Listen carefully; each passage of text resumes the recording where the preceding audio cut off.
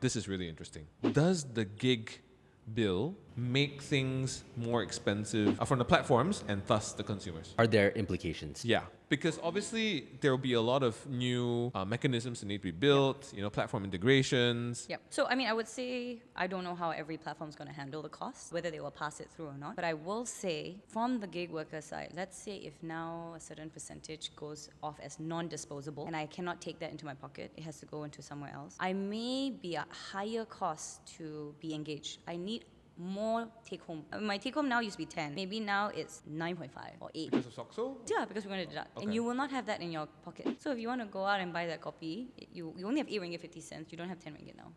Maybe me as a worker will go, no, I will look for a 12 ringgit job so I can get my 10. In my opinion, to the clients, and if this is a client asking it, then yes, you may see delivery fees go up purely because people need more cash in their hand. And sorry to break it to you, Waste Treacle, it's not just delivery, it's photography, it's acting. What else was in there? Singing or whatever else was in that Schedule 2 list of all the freelancers. Every single one of them will go up because they all have to pay 12 ringgit. Yeah. And what about the other stuff? Like cost-wise on the platform side, is this going to cost you guys a lot, like based on what's already happening right now? Or is that unclear at this point? To be fair, there will be integration Okay. for SOCSO, I believe. You would have an upfront cost of integration. Then you'll have just general data storage, server fees to maintain and keep storing and keep running your platform. Like, can we get a broad picture of the things that the gig bill will be costing platforms besides SOCSO integration? The other one is the penalty of the 50% if that goes through. Okay. We would need to have an investigation pool or, like a pool to be able to give out if we're wrong.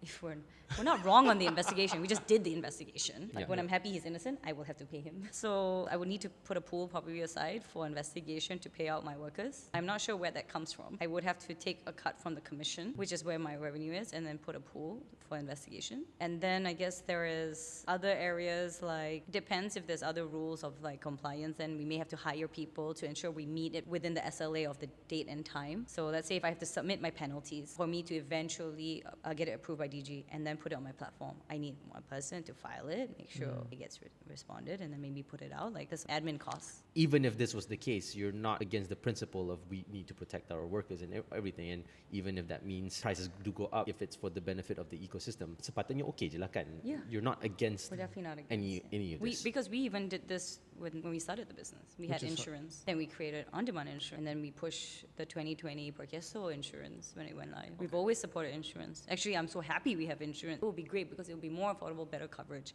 I just wish they had a daily insurance instead of monthly and yearly. And I wish they have a cap for contributions so that we do not over-deduct from a worker. Footnote, this episode was recorded before the Gig Workers Act was officially gazetted. It has since been gazetted at the time of posting. Terima kasih kerana menonton Siapa Makan Cili. Dan kalau korang ada siapa yang korang nak kita jemput ke show kita, sila tinggalkan di ruang komen di bawah. Dan jangan lupa subscribe.